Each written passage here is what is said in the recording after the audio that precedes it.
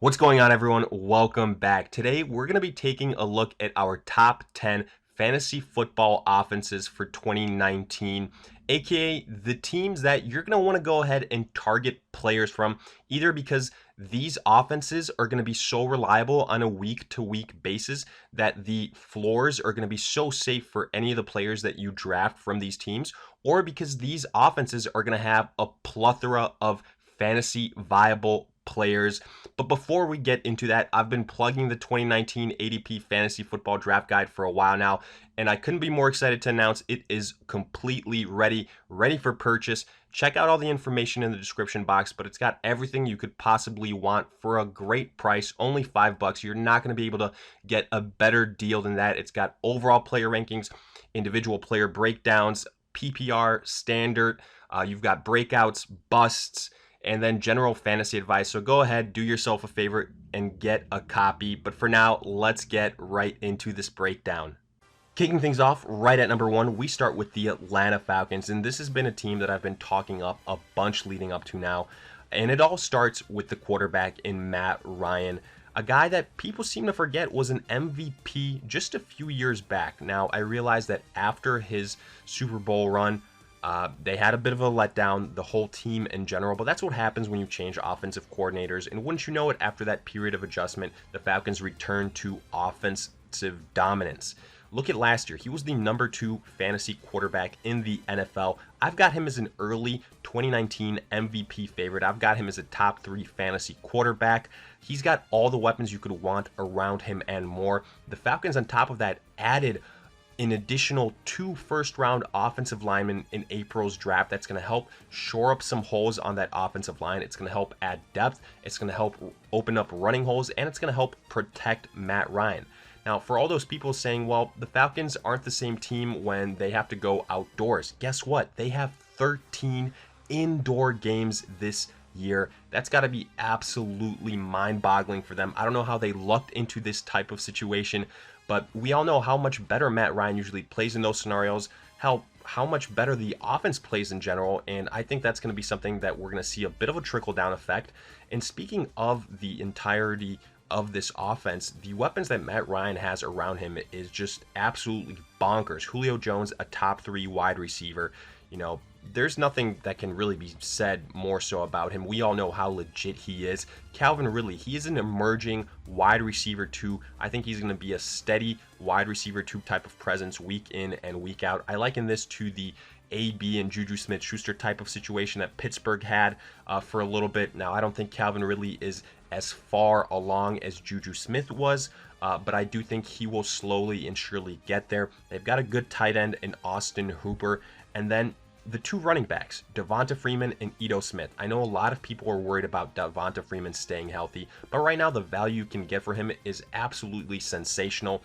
I think people forget that when healthy, this guy is one of the best dual threat running backs in the NFL, running between the tackles and as a pass catcher. If you're worried about that, go ahead, handcuff him with Ito Smith, both viable options. And again, this Falcons offense, I mentioned it before, they fall into this category where not only do they have a plethora of offensively viable fantasy players, because look, Matt Ryan, that's 1, Julio 2, Calvin Ridley 3, Devonta Freeman 4, potentially Austin Hooper, so we get up to right around 5 offensively viable fantasy players. And on top of that, we know that they're going to produce week in and week out because their ceiling for that offense is so incredibly high. The Falcons check off all the boxes on the criteria for top flight NFL fantasy football offenses in 2019. That's why they land at the number 1 spot. Next to number 2, I've got the Minnesota Vikings, and maybe a little bit of a surprise here, but this is what happens when you've got a trio as good as they do. And speaking of that trio, let's look at the wide receivers, because with Adam Thielen and Stephon Diggs, the sky is the limit. Both these guys have top 15 wide receiver potential in fantasy. Hell, I've got Adam Thielen as a top 10 option in PPR formats. We saw what they did last year. Thielen was breaking records 100+ yards left and right, and even when he slowed down, Stephon Diggs stepped it up in a big way towards the end of the season. I think both these guys finish with over 1,000 yards, and they're going to get peppered with targets because that's the type of quarterback that they have in Kirk Cousins. He's not afraid to take risks. That's going to lend itself to more opportunities for both wide receivers. Then looking at the last part of this trio, and Dalvin Cook, he's a legit RB1. He's in a more upper echelon category than that of Thielen and Diggs, which makes him even that much more valuable. He's a great runner in between the tackles, a great pass catcher. I like the move that the Vikings made late last season to change offensive coordinators. That really seemed to liven up Dalvin Cook. The Vikings have said they're going to run the ball more. That's going to open things up for the passing game, obviously give Dalvin Cook more opportunities. The Vikings did a good job addressing a big need on the offensive line and adding a guy like Garrett Bradbury in the NFL draft. He's a day one starter. And even after branching out from this trio, you've still got Kirk Cousins. Obviously, he's not anything like a top 5 fantasy quarterback, but I think he's going to be a top 15 fantasy quarterback. And, you know, that's still valuable. He's got, I mean, by weapons alone, you can make the case he could be top 10 fantasy viable option as far as quarterbacks go. The reason he's lower, obviously, is because he tends to take more risk, and that leads to more turnovers. But he had a pretty good start to the season in 2018. Obviously, it kind of went downhill there, but I do think we're going to see an improvement from him, especially if this Minnesota Vikings offensive line holds up. And then lastly, you've got Kyle Rudolph, who's quietly going to end up being a top 10 fantasy tight end. Again, he's not going to be an elite guy, but he's going to give you several weeks where he produces very good numbers and end up being a top 10 option there. So all in all, this Minnesota group is led by that trio who, you know, maybe is right around the best trio in the NFL, and then it's rounded out nicely by Kirk Cousins and Kyle Rudolph. Coming in at number 3, I've got the LA Rams, and honestly, the Rams could have very well been listed earlier than this point. The only thing that kind of knocks them down a little bit is the uncertainty with Todd Gurley. What's going to happen with that knee issue? Will he be limited? We just need a little bit more time to go ahead and hopefully get a clear picture on that. But look, even up until that point, we still know that they have got good backup options. We saw that CJ Anderson could have success in that position last year when Gurley was absent, and that's a big reason why you have to love the backups there and still think they're going to be able to produce decent fantasy numbers at the running back position, whether it's Henderson or Brown. A big reason why both of them are going to be viable is a guy in Sean McVay, who maybe is unrivaled as far as offensive-minded head coaches. You know, he's got to factor into all of this. Ever since he got there, the Rams offense has been on an upwards trajectory like no other. Jared Goff has made great leaps. You know, he's going to be a top 15, top 10 fantasy football quarterback option. He had a great season last year, maybe slowed down a little bit towards the end, but I do think he will continue to improve, especially as long as Sean McVay is there. And then we haven't even got it to their loaded wide receivers. They've got Robert Woods, they've got Brendan Cooks, and they have got Cooper Kupp. You know, again, they could be higher here if it wasn't for the Cooper Kupp injury. He's coming back from a serious injury. We still don't 100% know what his status will be, but they've got the talent there. All those 3 guys, they'll probably end up finishing the season somewhat in a similar position as far as wide receiver rankings, but they're all top 20 wide receivers. I think they probably all finish between top 15 and top 20, where maybe one of them breaks through and is somewhere between top 10 and top 15. So all of these guys are very, very valuable. You've got plenty of options on a high octane offense. Similar to the Falcons, they check off all the boxes that you could want for an NFL fantasy offense. Next, at number 4, I've got the Indianapolis Colts. And again, here it starts with the quarterback, because Andrew Luck will be a top 3 fantasy quarterback in 2019. Him, along with Matt Ryan, are my 2 favorites for MVPs of 2019. I think it's going to be one of those 2 guys, if it is a quarterback, which it usually is. But you have to love all the weapons surrounding Andrew Luck. You've got T.Y. Hilton, you've got the added Devin Funches, you've got Paris Campbell, you've got a plethora of guys at the running back position, you've got tight end galore with Ebron and with Jack Doyle, and you've got one of the best offensive lines in the NFL. So that takes care of Andrew Luck, but look, that's not it. T.Y. Hilton, he's going to be a borderline top 10 fantasy wide receiver. He's been producing at that level for several years now, so we know what we're going to get from him. And then look at Marlon Mack. Behind that offensive line, Marlon Mack is going to be a dangerous running back. On top of that, you've got a low-key guy in Nyheim Hines, who in PPR formats can be a decent pass-catching option, maybe as a flex position, or like a running back 3, depending on, again, how many flexes and what your rosters look like. And I also think we're going to get one of these new wide receivers or tight ends that breaks out a little bit. We saw it last year with Eric Ebron because of the high touchdown number, but this offense absolutely has that type of potential. They've got a lot of big bodies that lent themselves to being targets in the red zone, and I think we're going to see it, whether it's Devin Funches, whether it's Ebron again, or maybe Jack Doyle, maybe Campbell, the rookie surprises a little bit. I think one of those guys will end up having a breakout type of season to ultimately give you 4 very viable fantasy options. And obviously, the big piece here is the quarterback in Andrew Luck, because to me, he finishes as a top 3 fantasy quarterback. He runs this show. He makes everything, go right. And I gotta love the fact that, again, the surrounding pieces around him, there might not be a more complete offense in the NFL as far as from offensive line to weapons around the quarterback. That's why the Colts come in at number 4.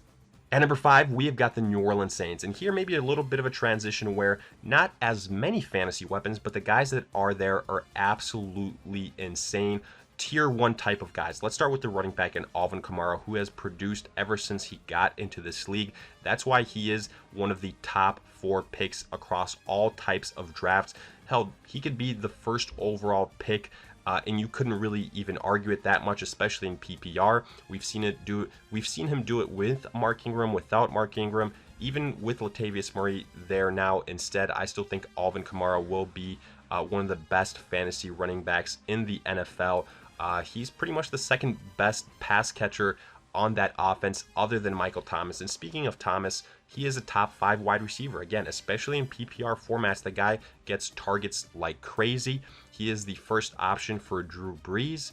And speaking of Drew Brees, the only reason, honestly, the Saints aren't higher is because right now we're at this point in Brees' career where he doesn't have to do as much. The Saints have transitioned to a run-first type of offense. Don't get me wrong, Drew Brees can still get it done when needed. That's why I've still got him right around the 6, 7, 8 fantasy quarterback in the NFL for 2019. I think he can still get it done and give you quarterback 1 type of performances.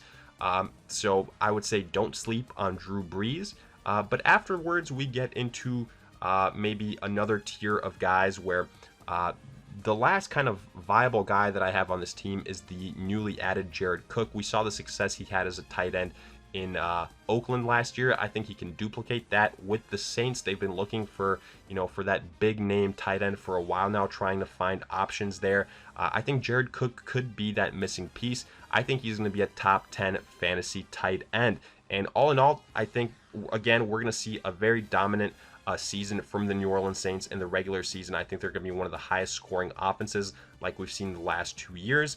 And that's going to make the primary 3 guys in Kamara, Michael Thomas, and Drew Brees all very viable on a week-to-week basis. Next at number 6, I've got the Pittsburgh Steelers. And we're usually accustomed to seeing Pittsburgh pretty high on this list, but they kind of take a little bit of a tumble naturally with the losses of Le'Veon Bell and Antonio Brown. Le'Veon Bell, I think, won't be as big of a loss as AB because Brown was a top 5 fantasy wide receiver. Now you've got Juju Smith-Schuster, however, who these last 2 years has proven he can be a wide receiver 1, no doubts about it. I think he's going to be flirting right around that top 5 wide receiver ranking. That's currently where I have him, maybe right around 5, 6, somewhere right around there. As far as the running back, look, James Conner, obviously he is no Le'Veon Bell, but when he was healthy last year, he showed us that he could dominate. He can run between the tackles. He can get you those hard-nosed touchdowns in goal line situations, and he's a decent pass catcher. Not as good, again, as Le'Veon Bell, but James Conner is still a either first-round running back selection or a very early second-round running back selection, and with good reason. Then you've still got Big Ben Roethlisberger, who was a top 3 fantasy quarterback in 2018. Now, I do think he's going to take a bit of a step back. And again, naturally, that's what's going to happen when you lose a guy like Antonio Brown. And we still don't really know who the wide receiver 2 will be there on that Pittsburgh offense. That's, again, why I kind of have them outside of the top 5 offenses. I think the real X factor here is going to be a guy like Vance McDonald to see what he can do. A lot of people have him as one of their sleeper tight ends, and it absolutely can go ahead and be that way. We saw him have success last year. Now with Antonio Brown gone, maybe some of those extra targets will go in the direction of Vance McDonald. If he can be a guy that hits, this offense can be higher on this list by the end of the season. Next at number 7, I've got the Philadelphia Eagles, and probably the biggest surprise on this list so far, but hear me out. Obviously, this is all predicated on Carson Wentz playing an entire year, and let's not forget, the last time we saw Wentz playing an extended period of time, he was having an MVP type year. I think he can have similar type of numbers in 2019, and as far as weapons around him, he's got a plethora of guys. He's got Alshon Jeffrey, who's going to be right around, again, a top 15 to top 20 fantasy wide receiver, a lower end wide receiver 1, but you've still also got a guy like a Deshaun Jackson, a guy like a Nelson Aguilar for wide receiver 2 type levels, but the most valuable offensive player on this team is Zach Ertz, who is a top 3 tight end. I've got him ranked as my number 2 tight end. We saw what he did last year, whether it was with Wentz or with Nick Foles. He is the go-to target on this offense. A very valuable tight end. We all know how valuable the tight ends are in fantasy football, being able to get one of these elite guys and not having to worry about that position week in and week out. So not only do you have Carson Wentz, you've got Zach Ertz, you've got Alshon Jeffrey, but to me here, the X factor will be Miles Sanders, because I don't think Jordan Howard is the long-term answer. I think Miles Sanders will be the guy that ultimately breaks out. I think he will be a later year breakout, but I do think when he is finally given his chance to be the guy, that he will capitalize on that, and he'll probably have a run of 4 to 6 weeks where he is putting up borderline RB1 numbers. That's why I've got the Eagles as a top 10 offense. If Miles Sanders ends up kind of disappointing, then the Eagles probably would fall down a little bit on these rankings. But right now, ADP is very high on Miles Sanders. At number 8, we've got the Kansas City Chiefs, and a bit of a surprise considering where they finished last year as one of the best offenses in the NFL. But this is what happens when you lose guys like Kareem Hunt and most likely Tyreek Hill.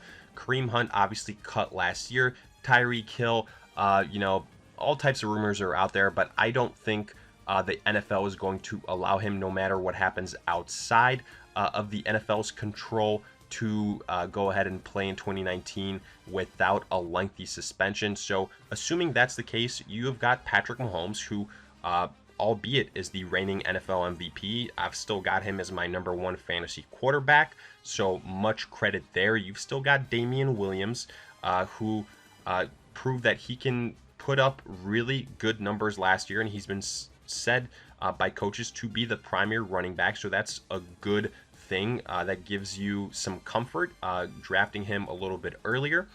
But at the same time, he's no Kareem Hunt. He's not as versatile as Hunt, and there's a likelihood, the biggest worry there is that guys like Carlos Hyde or one of those other running backs can kind of challenge him in later parts of the season. Personally, I think Williams has earned that spot, and we know Andy Reid is loyal to his running backs, and he really gets the most bang for his buck from those guys.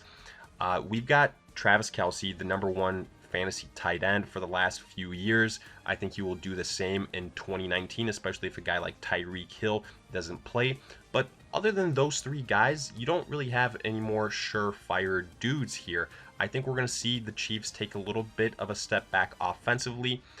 The one guy that I do think could potentially boost up this offense, it's not Sammy Watkins. I've been on record saying that I'm just not the biggest Sammy Watkins fan at all. I think the contract he got last year was unjustified. He never has really played a full season for the most part.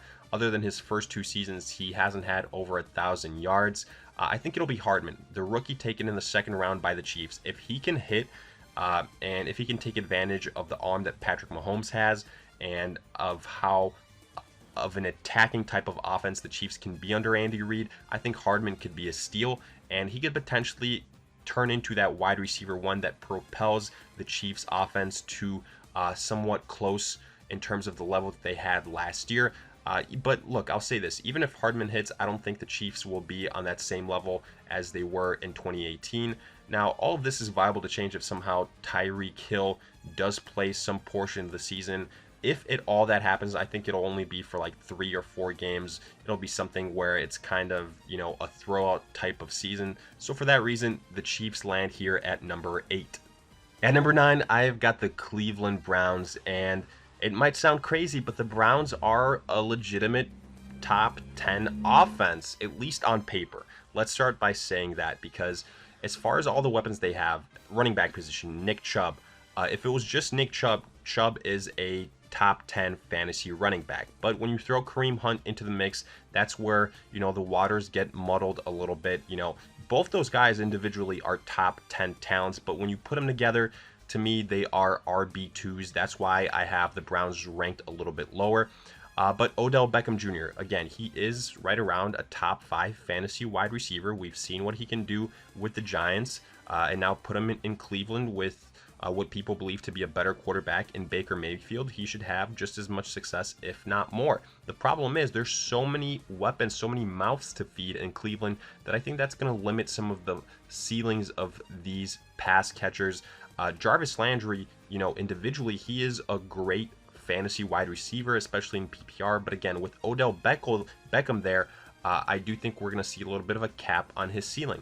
I think the real X factor here will be Baker Mayfield, because a lot of people were pegging him to be the next Patrick Mahomes, to have that similar type of breakout season. If that's the case, potentially an MVP type year. I'm not ready to go ahead and proclaim that just yet. I have him right outside my top 5 fantasy quarterbacks.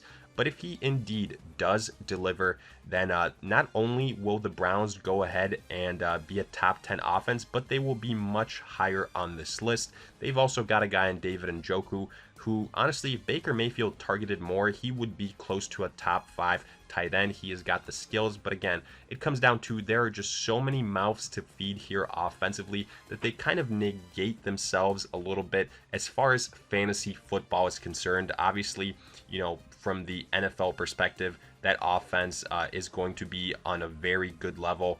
And it doesn't matter if they cancel themselves out. More so from a fantasy perspective, when you have so many guys all at once on the field, they're going to limit what they can do. They're just going to have so many ways to beat you that maybe on a week-to-week basis, it's going to be tough to pinpoint one guy week in and week out to be the dude. And finally, at number 10, we have got the LA Chargers. And speaking of the Chargers, let's start with their biggest fantasy star, and that is by far Melvin Gordon, who is a top 5 fantasy running back at this point in time. The last few years, he has absolutely delivered, especially when it comes to the touchdown department. Over 1,000 yards rushing. He's a good pass catcher as well. And in case he does get injured, the Chargers have a good backup running back in Eckler, who can be very viable, again, especially in PPR formats. Then we look at the wide receiver situation, Keenan Allen. In PPR formats, Allen is a top 10 wide receiver. He pretty much gets close to between 90 and 100 receptions every single year. So he is legit. He is the go-to option for Phillip Rivers. Then you've got Mike Williams, a guy that a lot of people think he's going to break out. Currently, I've got him as a low-end wide receiver too. I think he just doesn't have enough receptions on a yearly basis to be viable. So for that reason, I'm kind of skeptical on him. But Hunter Henry is the guy that I kind of want to point out more so, because everyone was very excited about him last year. Obviously suffers that injury at the start of the season, so he's not really an option for the Chargers, but I think he will be close to a top 5 tight end in fantasy when he plays an entire year. And then finally, we have got Phillip Rivers. He's not too flashy, but again, similar to a guy like Kirk Cousins, he is a top 15 option, and alone, based on the talent all around him, he's going to give you some good fantasy performances throughout the year. So with that, we finish up our look at the top 10 fantasy offenses for 2019. And as usual, let me hear it in the comment section. Did you agree with this list? Do you think some offenses should be higher, some should be lower? Do you have any concerns about the listed offenses, or do you think some offenses were left out in general, along with any other questions you guys might have? And as usual, if you enjoyed, make sure to like, subscribe, and don't forget, go ahead, get yourself a copy of the 2019 ADP Fantasy Football Draft Guide as well.